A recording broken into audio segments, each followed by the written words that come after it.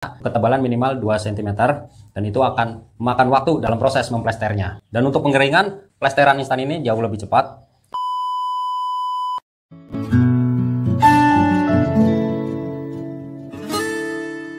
Assalamualaikum warahmatullahi wabarakatuh. Kembali lagi dengan saya Muhammad Arifin. Saya ucapkan terima kasih buat yang sudah klik video saya kali ini. Mudah-mudahan semuanya dalam keadaan sehat walafiat. Di video kali ini saya ingin berbagi pengalaman mengenai perbandingan plesteran, mana yang lebih mahal, apakah plesteran dengan menggunakan pasir atau dengan menggunakan plesteran mortar. Adukan plesteran instan. Di sini saya bisa dapat simpulkan proses pengerjaan itu sangat mudah, lebih cepat jika dibandingkan kita menggunakan pasir atau adukan biasa. Di sini bisa diaplikasikan atau diplesterkan hanya dengan 1 cm atau bahkan kurang dari 1 cm. Jika kita menggunakan adukan dari pasir biasa, ketebalan minimal 2 cm dan itu akan memakan waktu dalam proses memplesternya. Dan untuk pengeringan, plesteran instan ini jauh lebih cepat. Ini kemarin saya plester dan hari ini sudah bisa langsung diaci. Proses menggosoknya juga ini tidak seperti menggosok plesteran pasir biasa. Jadi misalkan hanya dihaluskan atau diratakan saja sudah cukup. Karena semen plesteran instan mengandung komponen atau perekat khusus dibanding dengan adukan plesteran biasa yang hanya menggunakan semen dan pasir. Sedangkan jika kita menggunakan adukan pasir dan semen, untuk mengacinya kita membutuhkan waktu minimal 1 minggu sampai betul-betul kering seperti ini. Karena kalau tidak, plesteran masih dalam proses pengeringan dan akan menyusut yang mengakibatkan retak rambut atau bahkan lebih dari itu.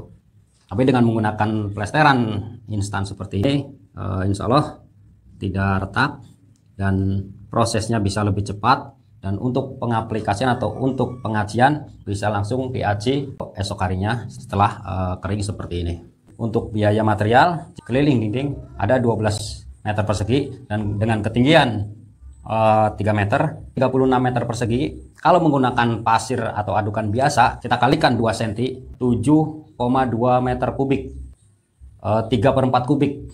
Satu pickup pasir yang berukuran 0,9 meter kubik dan itu sudah cukup untuk satu ruangan ini dengan harga 300.000. Tapi memang kalau untuk pasir kita harus mengayaknya terlebih dahulu. Jika diayak dengan menggunakan ayakan setengah senti atau 1 cm, bisa 20-30%-nya terbuang atau pasirnya hanya 70% dari satu pickup dengan harga 300.000. Dan untuk semennya bisa 4-5 sak semen dengan ketebalan 2-3 cm.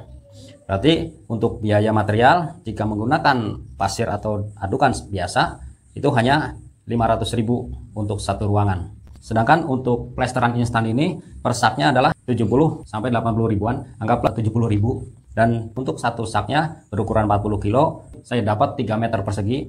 Jadi lebih dari keterangan produk bahwasannya satu sak itu hanya 2 meter persegi atau 2,5 meter persegi. Kalau 36 meter persegi dibagi 3 meter persegi, 12 sak kali 70.000. Jadi 840.000.